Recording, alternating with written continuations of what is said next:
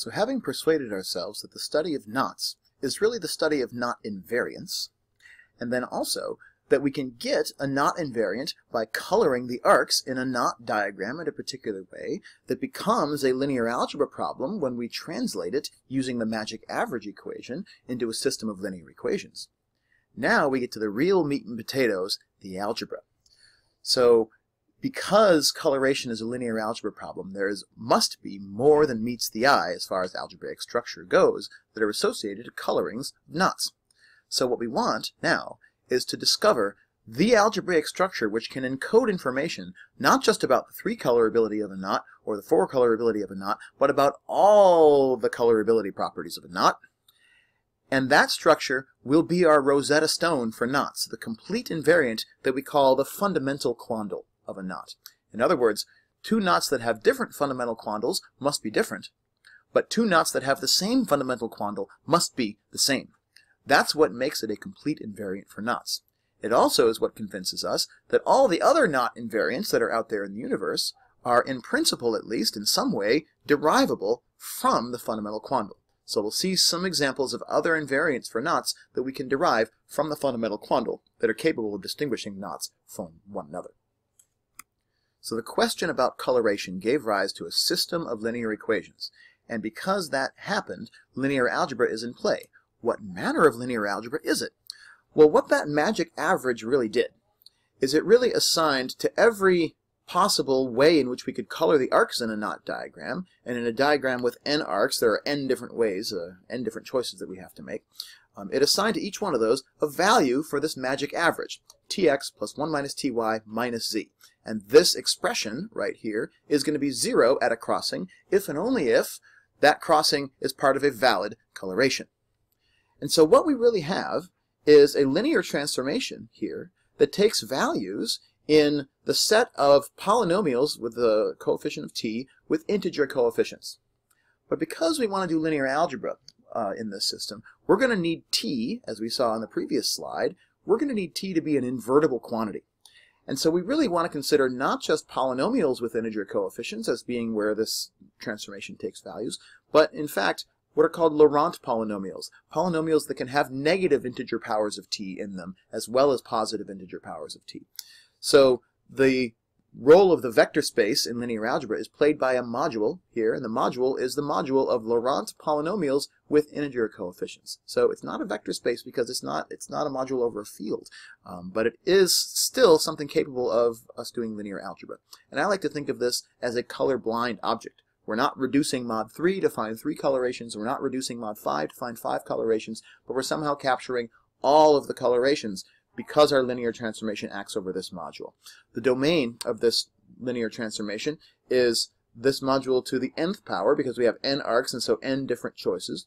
And because t is a part of our universe now, it means that the colors we can assign to our arcs are not just integers anymore, but they can actually be themselves polynomials or Laurent polynomials. So our arcs can now be colored with Laurent polynomial expressions. The codomain of this linear transformation is has a dimension equal to the number of crossings because it's the result of evaluating this magic average expression at every single crossing in the diagram. So the matrix that would represent this linear transformation is going to have as many columns as we have arcs in our knot diagram and as many rows as we have crossings. In our previous examples, those were equal to one another because we had an alternating knot diagram, but that need not always be the case in principle. We define the kernel of this transformation to be the valid colorations because the kernel is all of those coloration choices that are sent to 0 by this linear transformation, and that a coloration goes to 0 means that this magic average is equal to 0 at every single crossing, which was the condition for valid colorability. And the kernel of this transformation is never trivial.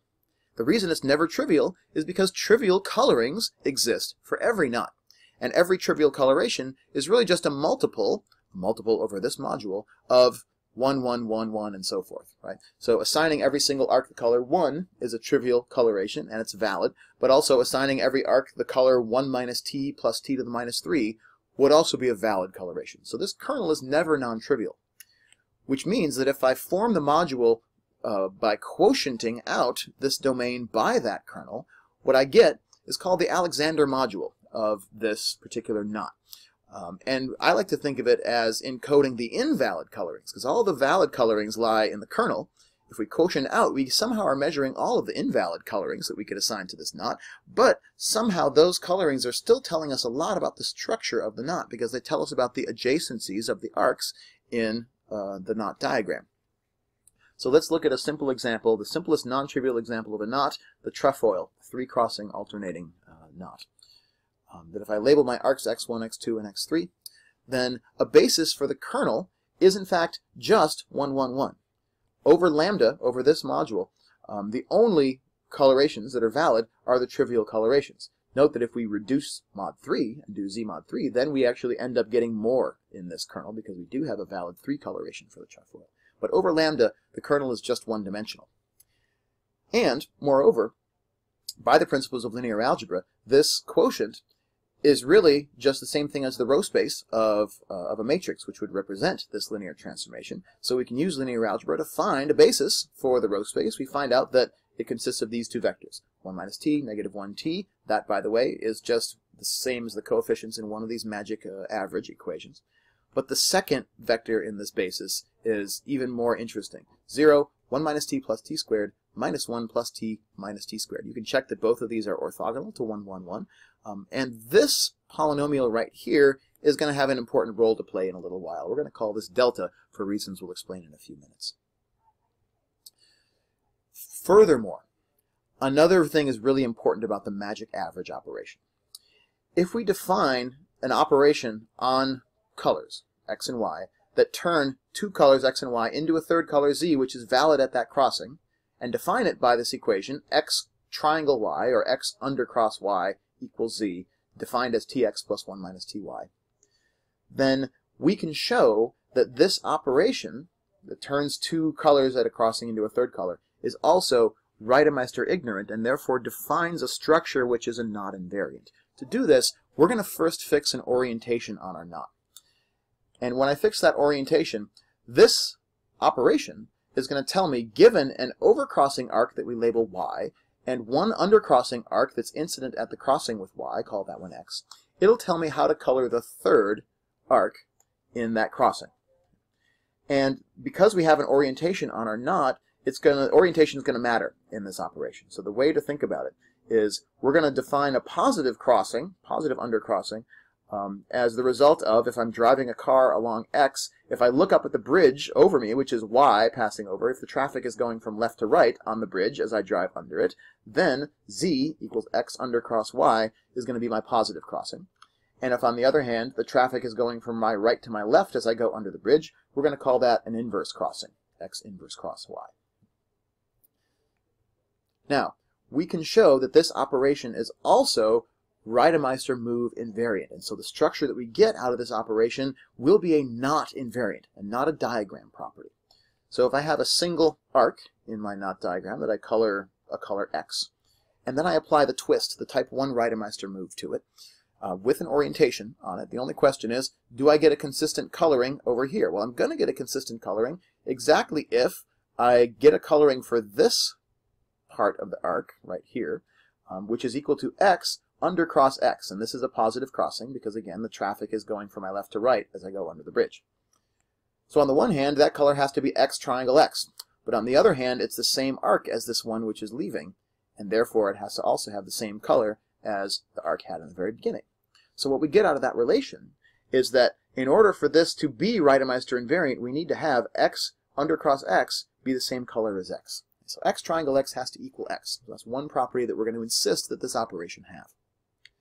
The second property is inspired by the type 2 Reidemeister move.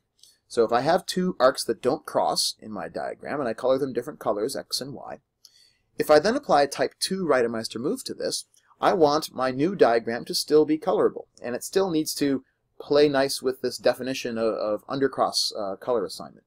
So as this X crosses under this Y, with the traffic going from my left to right under the bridge, the new color that it becomes is X triangle Y. But then this arc doubles back and crosses back under Y, and when it does so, it is going to have traffic here that's going from right to left as I go under that bridge. And so when it crosses over here, on the one hand, this color has to still be x because that's where that color came from in the first place. But on the other hand, that color needs to be x triangle y inverse triangle y. And so if we're defining a not invariant with this structure, those two need to agree with one another. And so anytime we triangle with y, we also have to have the existence of an inverse triangle with y that gets me back to x. So we insist that the operation of triangling by any element on the right is an invertible operation if we're going to have a Reidemeister equivalent structure. Finally, for the type 3 Reidemeister move, we're going to follow this strand as it goes from south to north and crosses under two consecutive bridges. So this is like a spaghetti interchange on the freeway, right? First, if I'm colored x and I cross under y with the traffic going from left to right, my new arc is going to be x triangle y. If it then crosses under the next strand, z, with the traffic again going from left to right, then it's going to come out of that junction with the new color, quantity x triangle y, triangle z. If I apply the type 3 Reidemeister move to this, then that needs to have the property that this purple color that we get at the top and this red color that we had here at the bottom have to remain the same after we apply this type 3 Reidemeister move. But now, x is not crossing under y first, it's crossing under z first. And so after it crosses under z, traffic going from left to right on the bridge, it's going to be x triangle z afterwards. And then that arc is going to cross under y, traffic going from left to right again, to become x triangle z, triangle this color. And this color is y triangle z because that's y crossing under z with the traffic going from left to right. And so when I follow that strand all the way to the top, I get x triangle z quantity, triangle y triangle z quantity. And in order for this to be consistent under the type 3 Reidemeister move, this color that we get at the top has to be the same as the color that we got out here at the top. And so that gives us this curious looking operation. It shows us that the triangle operation, in order to be Reidemeister invariant, needs to distribute over itself.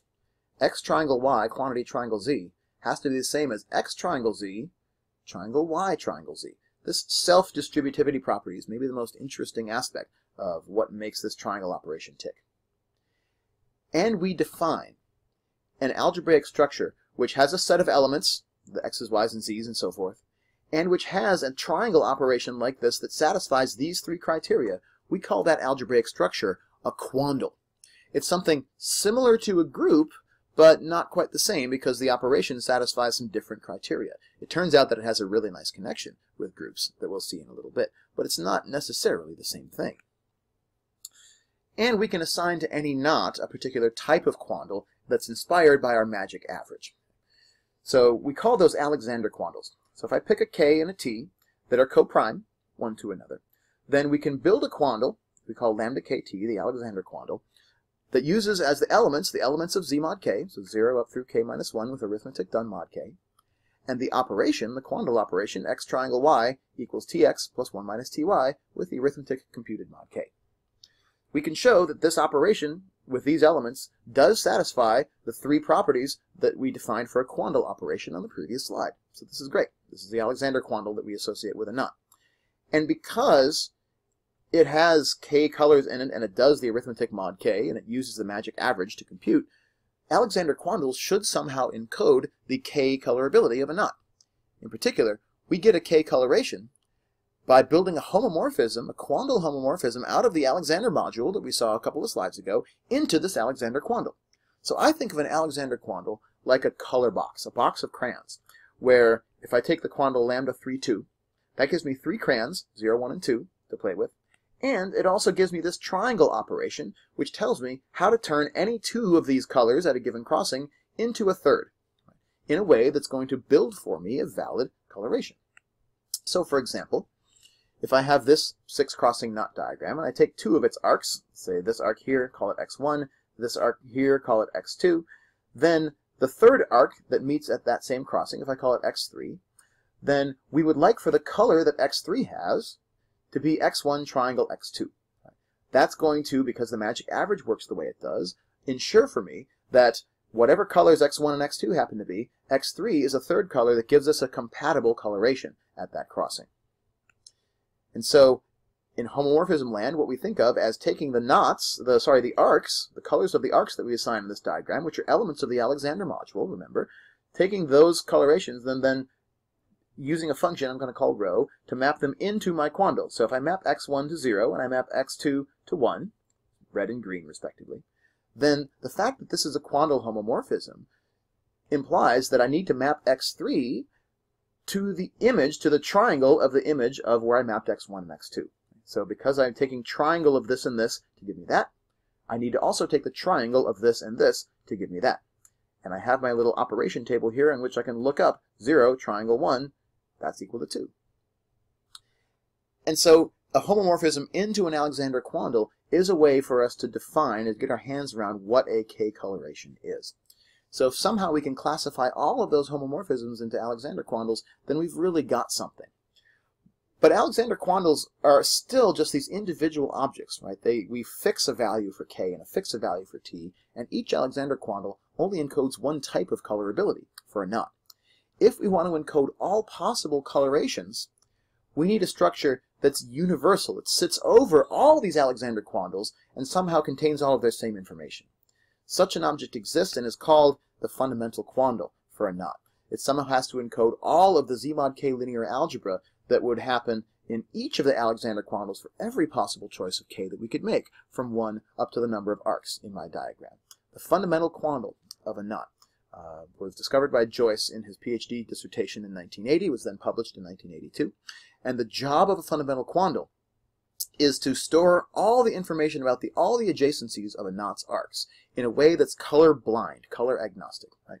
So the idea is that if I have a k-coloration, which is a homomorphism from the Alexander module into an Alexander quandle for my knot, then there exists another quandle through which that homomorphism factors in a unique way. That universal quandle is called the fundamental quandle for a knot. How you build it explicitly is you generate it over the triangle operation. You generate it by the arcs. So all the arcs of a knot diagram become the generators for this quandle. And then we also toss into the elements of this quandle every triangle of every arc that crosses under every other arc. And we do so by then insisting that any 3 arcs that actually are incident at a crossing be related by this triangle operation. So in this diagram again, because x1 crosses under x2 with traffic going from left to right on the bridge to become x3, that means that the color we assign to x3 should be the same as the color we assign to x1, triangle the color we assign to x2. But in the fundamental quandle, we don't have colors. Instead, we just have arcs. And so abstractly, we define the arc x3 in the fundamental quandle to be the result of x1, triangle x2 as arcs as well. Right? So the fundamental quandle's objects are arcs rather than colors. So I'm going to label them A1 up through A6 for this knot diagram, and then we have to throw in all of the triangles of all those arcs one with another as well, and all the triangles of those with everything else, and so on. So this becomes a really, really, really, really big set of elements. In fact, infinitely big, right? And then we just have to quotient out by those relations which are important, and those relations are going to be the relations which, first of all, define this triangle operation as a quandle operation, and second of all, those operations which tell me how these arcs are connected to one another in my knot diagram. So for instance, x1 triangle x2 needs to be the same thing as x3 anywhere that it appears in this operation. I suppose these should be a's rather than x's, so that's a typo. And so this system now encodes the information about all my arcs and how all my arcs are connected one with another. But it also has a bunch of extra information too. Not every element in this quandle is actually an arc.